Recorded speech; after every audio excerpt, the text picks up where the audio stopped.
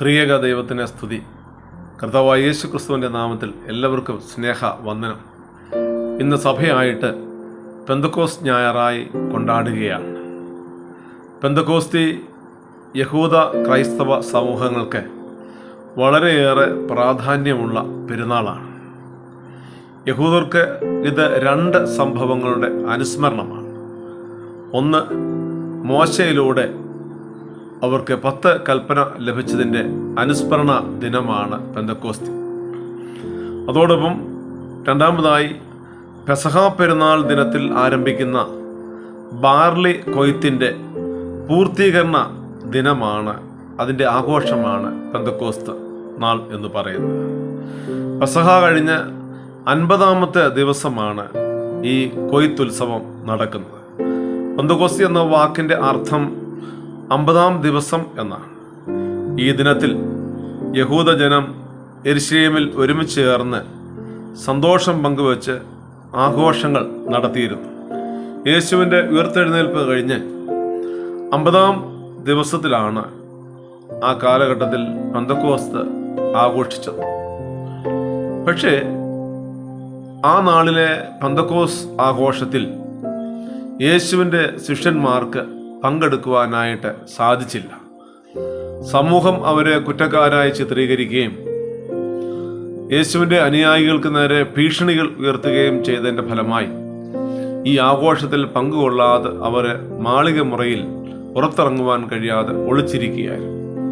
ഏകദേശം 120 പേർ യെരുശലേമിലെ മാളിക മുറിയിൽ ഒളിച്ചിരുന്ന് ദൈവത്തോട് കണ്ണുനീരോടുകൂടെ പ്രാർത്ഥിച്ചതായിട്ട് അപ്പോസ്തല പ്രവൃത്തികളുടെ പുസ്തകം 2-ാം അധ്യായത്തിൽ നമുക്ക് കാണുവാനായിട്ട് സാധിക്കും. പ്രത്യാശയും ധൈര്യവും നഷ്ടമായ ഇവരുടെ പ്രാർത്ഥനയ്ക്ക് മറുപടി എന്ന വണ്ണം ദൈവം തമ്പുരാൻ അവരുടെ മേൽ പരിശുദ്ധാത്മാവിനെ പകരുന്നു. നഷ്ടമായ ശക്തിയും ധൈര്യവും തുടർന്ന് അവർക്ക് ലഭിക്കുകയും ചെയ്തു. ആദിമസഭയ്ക്ക് ശാക്തീകരണം ലഭിച്ച ദിനമാണ് പെന്തക്കോസ് എന്ന് പറയുന്നത്. അത് സ്ഥാപന ദിനമല്ല, സഭയുടെ സ്ഥാപന ദിനമല്ല, മറിച്ച് സഭയ്ക്ക് ശാക്തീകരണം ലഭിച്ച ദിവസമാണ്. അതോടൊപ്പം കാര്യസ്ഥനെ നിങ്ങളുടെ മേൽ അയക്കും എന്നുള്ള ദൈവിക അരുളപ്പാടിന് പൂർത്തീകരണം സംഭവിച്ച, അല്ലെങ്കിൽ അത് നിറവേറ്റപ്പെട്ട ദിനം കൂടിയാണ് പെന്തക്കോസ് എന്നുള്ളത് നമ്മൾ മനസ്സിലാക്കണം. അതുകൊണ്ട് ഈ സംഭവത്തിൻ്റെ അനുസ്മരണമാണ് നമ്മെ സംബന്ധിച്ചിടത്തോളം പെന്തക്കോസ്തി എന്ന് പറയുന്നത്. ഇന്ന് ഏവൻഗേലുവിനായിട്ട് നമ്മൾ വായിച്ചത് വിശുദ്ധ യോഹന്നാന്റെ സുവിശേഷം 16-ാം അധ്യായത്തിൻ്റെ 1 മുതൽ 15 വരെയുള്ള വേദഭാഗങ്ങളാണ്. ആ ഭാഗത്ത് നിന്നും ചില ചിന്തകൾ നിങ്ങളുമായിട്ട് പങ്കുവയ്ക്കുവാനായിട്ട് ഞാൻ ആഗ്രഹിക്കുകയാണ്. പരിശുദ്ധാത്മാവിൻ്റെ ശുശ്രൂഷയുടെ 3 മാനങ്ങളെ ഇവിടെ പ്രതിപാദിക്കുന്നതായിട്ട് നമുക്ക് കാണുവാനായിട്ട് സാധിക്കും. ഒന്നാമതായിട്ട് ഇവിടെ പറയുന്നു, പരിശുദ്ധാത്മാവ് തിരിച്ചറിവ് നൽകുന്ന ശക്തിയാണ് എന്ന്. പാപത്തെക്കുറിച്ചും നീതിയെക്കുറിച്ചും ന്യായവിധിയെക്കുറിച്ചും ലോകത്തിന് ബോധം വരുത്തും എന്നാണ് 8-ാമത്തെ വാക്യത്തിൽ പറയുന്നത്. ദൈവഹിതത്തിന് വിപരീതമായിട്ടുള്ളതെല്ലാം പാപമാണ്. നീതിരഹിതമായ ജീവിതവും പാപപങ്കിലമായ ജീവിതം തന്നെയാണ്. പാപപങ്കിലവും നീതിരഹിതവുമായ ജീവിതം നയിച്ചാൽ നാം ന്യായവിധി നാളിൽ ശിക്ഷയ്ക്ക് പാത്രമാകും. ഈ തിരിച്ചറിവ് നമുക്കുണ്ടാകണം. പാപത്തിന് പുതിയ വ്യാഖ്യാനങ്ങൾ, പുതിയ മാനങ്ങൾ കൊടുക്കുന്ന ഒരു ലോകത്തിലാണ് നമ്മളിന്ന് ജീവിക്കുന്നത്.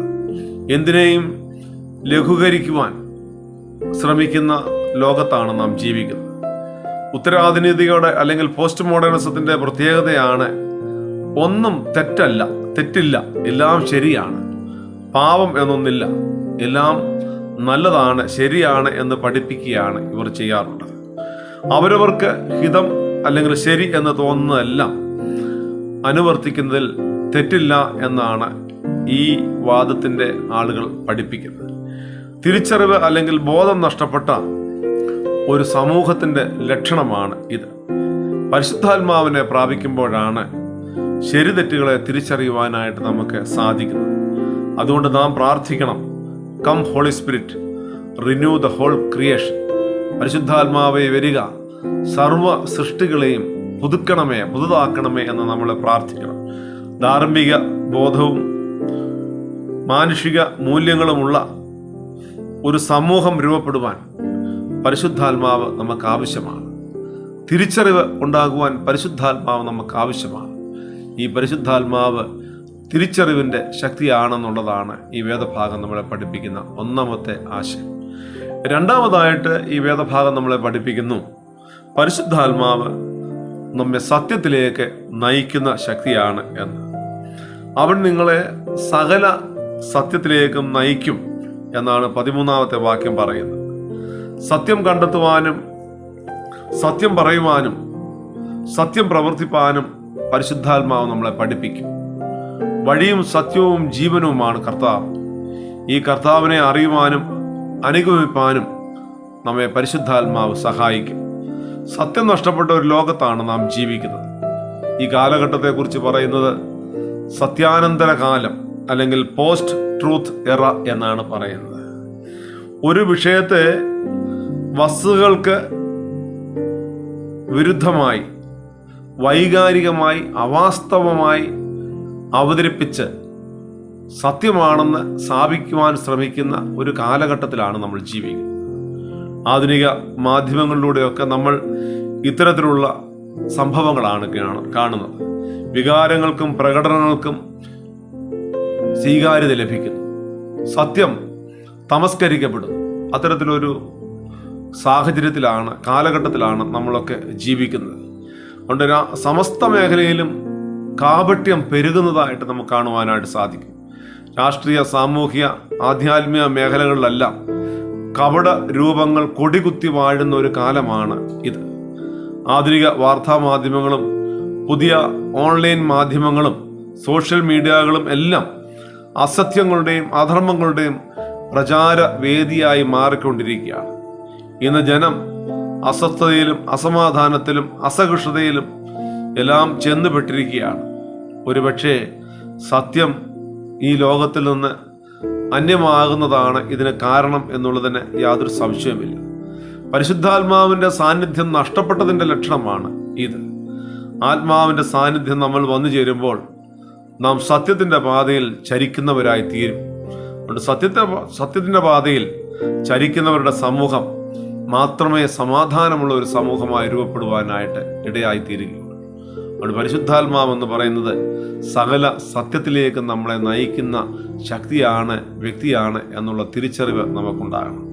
മൂന്നാമതായിട്ട് പരിശുദ്ധാത്മാവിനെ കുറിച്ച് പറയുന്നത് സംഭവിക്കാനുള്ളത് അല്ലെങ്കിൽ വരുവാനുള്ളത് വെളിപ്പെടുത്തി തരുന്നത് പരിശുദ്ധാത്മാവാണ് എന്നുള്ളതാണ്. വരുവാനുള്ളത് നിങ്ങൾക്ക് അറിയിച്ചു തരുമെന്നാണ് 13-ാമത്തെ വാക്യത്തിൽ പറയുന്നത്. വരുവാനുള്ളത് എന്ന് പറയുമ്പോൾ ഭാവിയിൽ സംഭവിക്കാനുള്ളത് എന്നാണ് അർത്ഥമാക്കുന്നത്. അതായത് മുന്നറിവ് നൽകും എന്ന്. ഒന്നുകൂടി വ്യക്തമായി പറഞ്ഞാൽ നമുക്ക് ദീർഘവീക്ഷണം നൽകുന്നത് പരിശുദ്ധാത്മാവാണ് എന്നുള്ളതാണ്. ഇനി സംഭവിക്കാനുള്ളത് പരിശുദ്ധാത്മാവ് നമുക്ക് വെളിപ്പെടുത്തി തരുമെന്നാണ് ഇവിടെ പറയുന്നത്. ഇനി വരുവാനുള്ളത് കർത്താവിൻ്റെ ന്യായവിധിയാണ്. ഈ ന്യായവിധിയെക്കുറിച്ച് വ്യക്തമായ ബോധ്യം നമുക്കുണ്ടാകണം. ന്യായവിധിയെക്കുറിച്ചുള്ള വെളിപ്പെടുത്തലുകൾ ദൈവവചനത്തിലൂടെ ദൈവം നമ്മെ അറിയിച്ചിട്ടുണ്ട്. പക്ഷേ നാം ഇത് ഇന്ന് ഗൗരവമായി മനസ്സിലാക്കുന്നില്ല, അംഗീകരിക്കുന്നില്ല എന്നുള്ളതാണ് ഏറ്റവും വലിയ കുറവ്. ഇന്ന് നമ്മുടെ ലോകത്തിൽ കാണുന്ന എല്ലാ സംഭവങ്ങളും ഇതിൻ്റെ സൂചനകളാണെന്ന് നാം തിരിച്ചറിയണം. പരിശുദ്ധാത്മാവിനുള്ള വിശ്വാസം വർദ്ധിക്കുമ്പോഴാണ് ന്യായവിധിയെക്കുറിച്ചുള്ള നമുക്ക് വ്യക്തതയുണ്ടാകുന്നത്. ന്യായവിധിയെക്കുറിച്ച് ബോധ്യം വരുമ്പോഴാണ് നാം മാനസാന്തരത്തിലേക്ക് നയിക്കപ്പെടുന്നത്.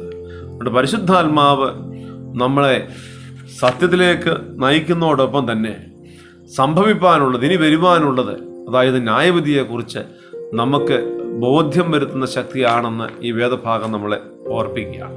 3 കാര്യങ്ങളാണ് ഞാനിവിടെ പറയാനായിട്ട് ശ്രമിച്ചത്. ഒന്ന്, പരിശുദ്ധാത്മാവ് തിരിച്ചറിവും ബോധവും നൽകുന്നു, അല്ലെങ്കിൽ പാപത്തെക്കുറിച്ചും നീതിയെക്കുറിച്ചും ന്യായവിധിയെക്കുറിച്ചും നമുക്ക് തിരിച്ചറിവ് നൽകുന്നു എന്നുള്ളതാണ്. രണ്ടാമതായിട്ട് ഞാൻ പറയാൻ ശ്രമിച്ചത് പരിശുദ്ധാത്മാവ് നമ്മളെ സത്യത്തിൻ്റെ പാതയിലേക്ക്, സത്യത്തിലേക്ക് നടത്തും എന്നുള്ളതാണ്. മൂന്നാമതായിട്ട് പറയുന്നു പരിശുദ്ധാത്മാവ് വരുവാനുള്ള ന്യായവിധിയെക്കുറിച്ച് നമുക്ക് വെളിപ്പെടുത്തി തരും. അത് നമ്മെ മാനസാന്തരത്തിലേക്ക് നയിക്കും എന്ന്. പരിശുദ്ധാത്മാവിനെ പ്രാപിച്ച് തിരിച്ചറിവുള്ളവരായി മാനസാന്തരത്തിൻ്റെ അനുഭവത്തിലേക്ക് നയിക്കപ്പെടുവാൻ നാം ഒരുങ്ങണം. അതിന് ദൈവം തമ്പുരാൻ നമ്മളെ സഹായിക്കുമാറാകട്ടെ. ദൈവത്തിൻ്റെ കൃപ എപ്പോഴും നമ്മളുടെ പേരുണ്ടാകട്ടെ. ആത്മാവിൽ ബലപ്പെടുവാൻ ദൈവം നമ്മളെ സഹായിക്കുമാറാകട്ടെ.